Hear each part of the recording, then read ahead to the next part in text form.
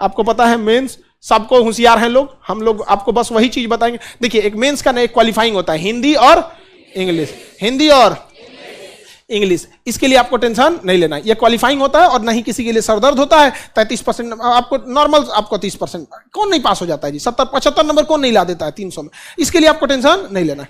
इसके देखिए इसमें समय बिताना मतलब बकलोलई है, क्वालिफाइंग है ये।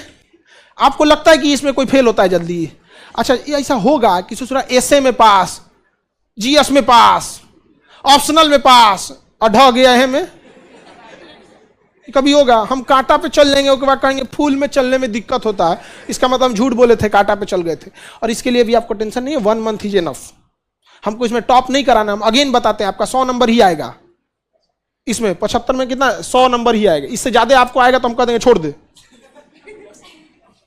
कॉन्फिडेंस होना चाहिए बबुआ, इतना कॉन्फिडेंस कि हम पास हो जाएंगे। ले दम है तो फेल करके दिखाओ, नहीं समझ में आया, ऐसे कैसे हो गए यहाँ पे।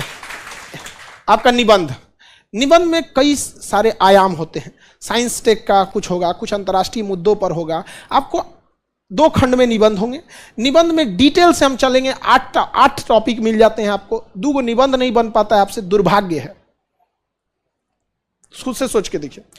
तब होता टफ कि जैसे 3 गो देता, इन 3 विषयों पर निबंध रखिए और 2 गो लिखना रहता, तब अगर नहीं आता समझ में आता यार 8 गो में तुम्हारा से 2 गो ना बनता है।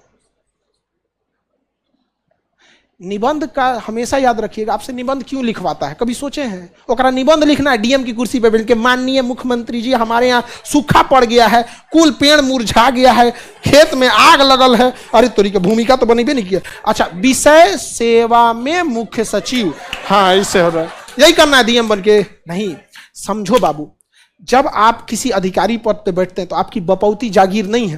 हो सकता है कि आज आप कोई डिसीजन लेने के लिए, सर्वे करने के लिए भेजे होंगे कि हाँ आपको कोई जिला दिया गया, बुलंदशहर का कोई जिला दे दिया गया कि वहां पे पानी का स्तर क्या है, आप जांच करके बताएं। और पता चला अभी जांच की टीम गई है, 15 दिन जांच लगेगा, आपका ट्रांसफर हो गया। समझ में गया? तो आपको फाइल उस हिसाब से मेंटेन करना है कि अगला व्यक्ति आए वहीं से चालू कर ले। या तुम्हारा नोट्स पड़ोसी नहीं पढ़ना चाहता है तो तुम डीएम बन के अपन फाइल छोड़ के जाएगा, फाड़ देगा, अरे कौन गया था, फेंक यहां से, सुसर तो नहीं यहाँ पे। बस आपसे एक फॉर्मेट खोजा जाता है। क्या खोजा जाता है? फॉर्मेट खोजा जाता है। और तुमको लगता है कि बढ़िया बढ़िया कहानी खोज रहा है, अरे कहानी खोज रहा है, अरे मेंस में कम कहानी सुना है रे, तुम 5-4 गो मेंस का पेपर लिया, जीएस का 4 गो लिया है, ऑप्शनल का 2 लिया है, अब कौन कहानी बचल है कि तू एक में निबंध में कूद गया? वो फॉर्मेट देखना चाहता है। और तुम क्या दिखाना चाहते हो? ज्ञान। अरे वो देख रहा है फॉर्मेट, तुम दिखाओ ज्ञान, उसको जो चाहिए तुम देबे नहीं करोगे। समझ में आ गया कि नहीं? अब कोई शाकाहारी है, तुम उसको खूब बढ़िया मछली भूज के ले जाओ, देखिए ये एकदम बंगाल का मछली एकदम भूजे, चल बबुआ निकल यहां से। समझ, हमें जो चाहिए वो हमारा कोई जीन्स ले आके दिखाए, खान सर बहुत बढ़िया, हम कहे भैया हम बूढ़ हो गए आदमी, हमारा बस का नहीं है, ले जाइए यहाँ पे, हाथ गोड़ झगड़ा तो नहीं करेंगे। तो समझिए स्ट्रक्चर आपको पता ही नहीं है। समझ में आ गया? अब एक बात बताओ, हम आपको सीधी सी बात बताएंगे, 15 दिन में स्ट्रक्चर सिखा देंगे तो 2 लाख फीस दे पाइएगा?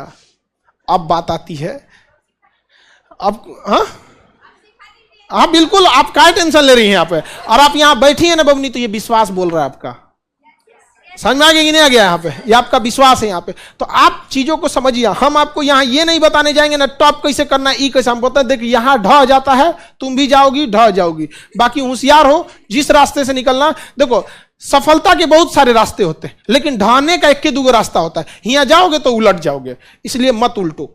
समझ में आ गया कि नहीं आ गया? थोड़ा सा टफ पड़ेगा। अब आप बताओ, आपको विद्वता झाड़ने लगते हो, आपके पास क्या होना चाहिए? फॉर्मेट होना चाहिए। क्योंकि एक जज को देखिए, जब आप केस लड़ते हैं तो 20 साल के दौरान कम से कम 200 जज बदला रहता है।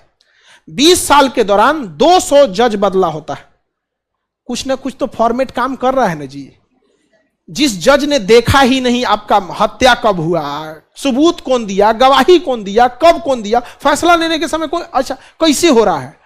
डीएम का ट्रांसफर रातों रात हो जाता है। आपके पिताजी को अगर 2 साल के लिए कहीं भेज दिया जाए, आपका घर अस्त व्यस्त हो जाएगा। रीजन क्या? फॉर्मेटे नहीं बनाए हैं। समझ में आया कि नहीं? तो आपसे क्या चेक कर रहा है? फॉर्मेट। तो आपका पहला क्या हो गया? जीएस। जीएस कितने होते हैं? 4 गो। जीएस क्या हो गया? 4 गो हो गया। इसमें हम डिटेल से चलें। ऐसे सेम टू यू कर दे 250, इसको भी सेम टू यू कर दे, सेम टू यू 1000। कितने का हो गया 1000। आपको पता है 45% से लेके और 50% तक लड़का क्या करता है, टॉप कर जाता है 45% से। ऐसा नहीं है कि एग्जाम इतना भी टफ हुआ होगा, कहीं ना कहीं यूपीएससी देखती है कि टीचर लोग क्या कर रहा है, यह हकीकत मानिए।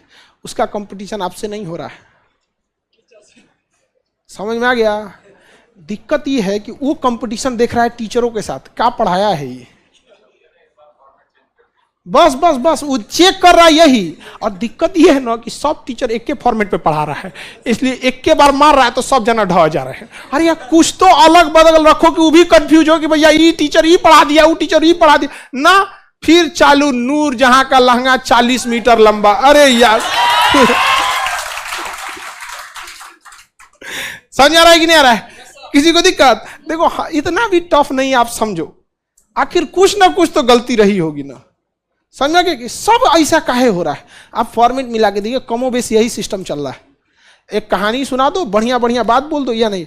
हम आपको डे 1 से बोल रहे हैं, पहला दिन से सीसेट मतलब स्टार्टिंग से ही वो एक आध दिन आगे पीछे हो जाएगा तो ये ना पकड़ लीजिएगा, अरे बाप हो बाप ये बोले थे पहला दिन। मतलब समझिए ओरिएंटेशन जब चीजें सिस्टमेटिक हो जाएगी तो आपका क्या हो जाएगा, सीसेट स्टार्ट हो जाएगा।